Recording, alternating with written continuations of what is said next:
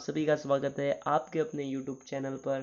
आज हम पढ़ने वाले हैं क्लास 10 साइंस की बुक के अंदर जितने भी मोस्ट इम्पॉर्टेंट डायग्राम्स आए हुए हैं वो सारे के सारे हम एक ही क्लास के अंदर लेके आ चुके हैं, जिससे आपको अलग अलग जगह जो है चैप्टर को पढ़ने की ज़रूरत ना पड़े और उसके अंदर से डायग्राम भी आ सके और इससे रिलेटेड जितने भी क्वेश्चंस जो बन सकते हैं वो भी मैं आपके सामने आज लेके आ चुका हूँ। सबसे पहला जो चैप्टर है हमारा है रासायनिक समीकरण जो और अभिक्रियाओं का यानी रिएक्शंस एंड इक्वेशंस का जो चैप्टर है उसमें से पहला ही जो आपके बनने वाला है क्वेश्चन वो दानेदार जस्ते पर तनु सल्फ्यूरिक अम्ल वाला जो चैप्टर है ये आप देख सकते हैं। उस पर हाइड्रोजन की रिएक्शन बतानी है, उसका डायग्राम पूछा जा सकता है आपसे, जो मोस्ट इम्पॉर्टेंट है, एग्जाम के अंदर छपने वाला क्वेश्चन है। दूसरे नंबर पर आपके जो है आ जाता है, दूसरे नंबर पर जल के साथ कैल्शियम ऑक्साइड की क्रिया से जो बुझा हुआ चूना बनता है। अब बुझा हुआ चूना कौन सा है वो भी आपको मैं बता देता हूँ। वो चूना है कैल्शियम हाइड्रोक्साइड, ये बुझा हुआ चूना है। कौन सा चूना है? बुझा हुआ चूना है, ये आपको ध्यान में रखना है। इसका डायग्राम पूछा जा सकता है आपसे। नेक्स्ट आपके आता है लेड नाइट्रेट के तापन व नाइट्रोजन डाइऑक्साइड के उत्सर्जन का ये डायग्राम बनाओ, लेबल डायग्राम बनाना, तो आपसे ये पूछा जा सकता है। नेक्स्ट है जल के विद्युत अपघटन इलेक्ट्रोफोरेसिस का नामांकित चित्र, very very important, very very important. ये बोर्ड एग्जाम के अंदर ये सेम पीडीएफ जब बोर्ड एग्जाम होगा उसके बाद आपको लेके बता दूंगा कि हाँ इस चैप्टर से यहाँ से इस क्लास से इतने क्वेश्चंस बने हैं डायग्राम से। कॉपर का कॉपर ऑक्साइड में यानी Cu का कॉपर ऑक्साइड CuO में जो उपचयन है वो आपसे पूछा जा सकता है, मोस्ट इम्पॉर्टेंट। ये भी आपसे बोर्ड एग्जाम में पूछा जा सकता है। नेक्स्ट आपसे पूछा जा सकता है दानेदार जिंक के टुकड़ों के साथ तनु सल्फ्यूरिक अम्ल की अभिक्रिया का जो आपसे डायग्राम है, लेबल डायग्राम है, और ये भी most important diagram of the NCERT है। उसके बाद कैल्शियम हाइड्रोक्साइड में से CO2 गैस के गुजरने का डायग्राम, लेबल डायग्राम पूछा जा सकता है।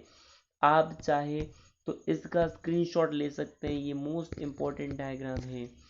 नेक्स्ट डायग्राम में जल में अम्ल का विलयन विद्युत चालन करता है। अगर वाटर के अंदर अगर हमें एसिड डालेंगे तो वो जो है आपके इलेक्ट्रिसिटी को कंडक्ट करेगा। तो ये डायग्राम आपको बनाना है, ये मोस्ट इंपॉर्टेंट। ऐसा पूछा जा सकता है आपसे, जल में अम्ल का विलीन विद्युत चालन करता है, चित्र सहित समझाइए। ये डायग्राम आपसे उस टाइम पूछा जा सकता है। धातु उष्मा के सुचालक होते हैं, ये डायग्राम बताइए। आपको मैं बता देता हूँ, एक PYQ है कि धातु विद्युत की सुचालक होती, उसका रेखांकित या नामांकित चित्र लेबल डायग्राम बनाए। तो पिछले साल बोर्ड 2024 के आसपास ये पूछ लिया था, तो अब की बार उष्मा की चालक वाला 100% जो है इस साल बोर्ड एग्जाम के अंदर जो है आपसे पूछूं तो है छपने वाला, बोर्ड एग्जाम के अंदर है, ये आप सभी को छापना है। नेक्स्ट आपके आ जाता है धातु पर भाप की क्रिया का लेबल डायग्राम, ये मोस्ट इंपॉर्टेंट है। फिर उसके बाद आ जाता है आपसे पूछूं धातु की लवण विलयन के साथ रिएक्शन का डायग्राम बता दो, ये भी मोस्ट इंपॉर्टेंट डायग्राम है।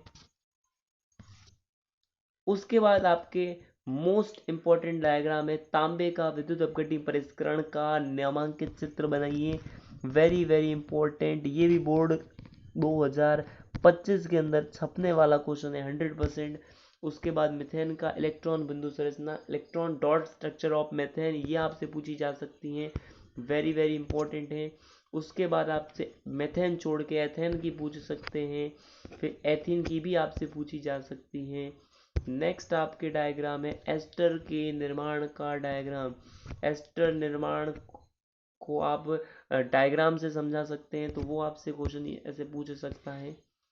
फिर क्वेश्चन आता है आपके मिशेल का, और मिशेल का ये diagram very very important diagram of NCERT है, जो आपके बोर्ड एग्जाम में पूछ सकता है।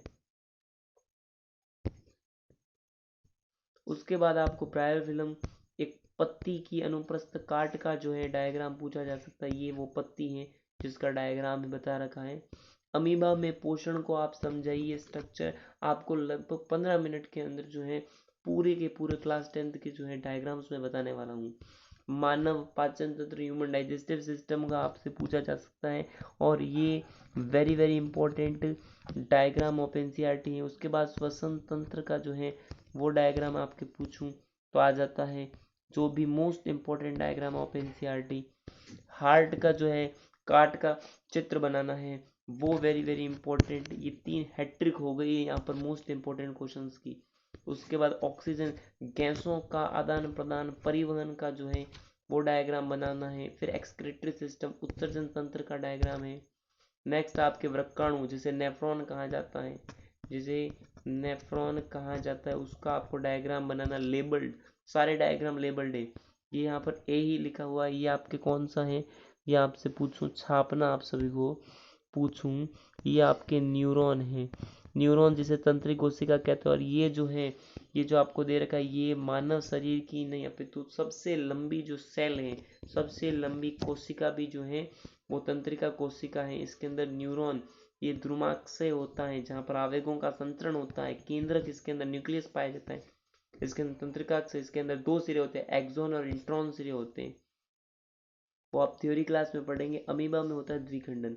चैप्टर आपके चेंज हो चुका है, छठा चैप्टर है वो, उसमें जैव प्रक्रम के अंदर अमीबा में द्विखंडन होता है। लेशमानिया में, पैरामीशियम में, दोनों में ही, तीनों में ही द्विखंडन की प्रोसेस अपनाई जाती है। उसके बाद प्लेनेरी आता है जिसके अंदर पुनरुद्भवन अपनाया जाता है। उसके बाद आपके हाइड्रा आता है, और हाइड्रा में जो है मुकुलन होता है। ईस्ट में जो है मुकुलन ओनली फॉर हाइड्रा में ही नहीं होता, ये ईस्ट के अंदर भी जो है मुकुलन आपको देखने को मिल जाता है।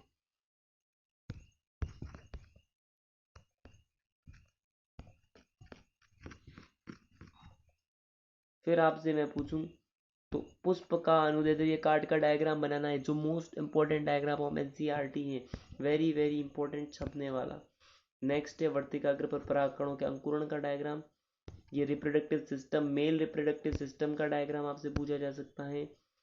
ये आपसे जो है फीमेल रिप्रोडक्टिव सिस्टम का जो है डायग्राम पूछा जा सकता है। यहाँ पर जो है ये आपके ओवम है, अंडाशय है, यहाँ पर जो है फेलोपियन ट्यूब है जहाँ पर आपको एम्पुला है वो देखने को मिल जाता है, स्टमस, और एक जो है आपके इनवंडीकुलम देखने को मिल जाता है। और यहाँ पर जो है गर्भाशय है, ये आपको देखने को मिल जाता है। गर्भाशय यहाँ पर है, आपसे पूछूं छापना, और यहाँ पर जो है मैं आपसे ब्लैक करके इसको बता देता हूँ। यहाँ पर जो है फंडिस है, ये आप क्लास 12th में जो है पढ़ सकते हैं।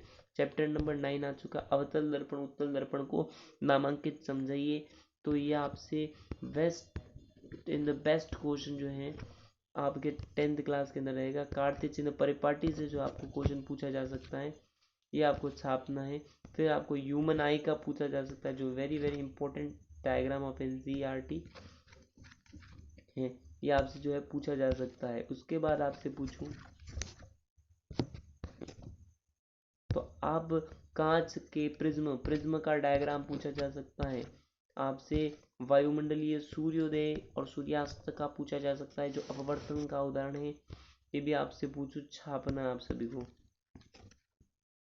उसके बाद आपको दक्षिणास्त अंगुष्ठ नियम वाला जो डायग्राम है वो पूछा जा सकता है, वेरी वेरी इंपॉर्टेंट। अब जो डायग्राम्स है वो सबसे मोस्ट डायग्राम जो कई बार प्रीवियस ईयर के क्वेश्चन के अंदर आए हैं, प्रीवियस में जो एग्जाम्स हुई बोर्ड की उसमें पूछे गए हैं।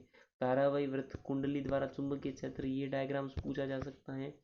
ये टॉपेस्ट क्वेश्चन लगभग 10+ बार जो है बोर्ड एग्जाम्स के अंदर पूछा गया क्वेश्चन है।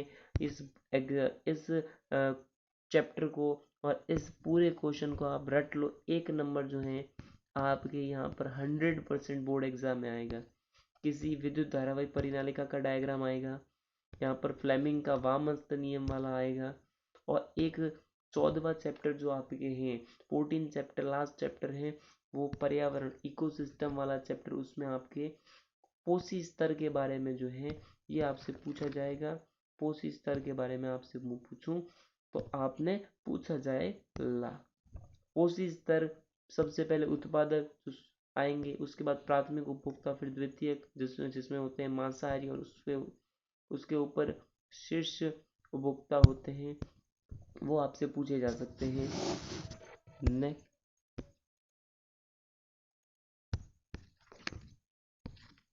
नेक्स्ट आप ले लें सूर्य का प्रकाश जो है पारितंत्र ऊर्जा के प्रवाह का आरेख बनाइए, ये मोस्ट इम्पोर्टेंट है। फिर आपको ये उत्पादक पूछ ले, उसके बाद आगे जाएंगे, उसको उनका ग्रहण करेंगे शाकाहारी, फिर आगे मांसाहारी जो द्वितीय उपभोक्ता है, और लास्ट में शेष मांसाहारी। और मानव जो है, ध्यान से सुनना, मानव ह्यूमन जो है, हम खुद शीर्षस्थ मांसाहारियों में आते हैं। आज के लिए बस इतना ही, मिलते हैं अगले वीडियो में, तब तक के लिए थैंक यू, आप सभी का धन्यवाद।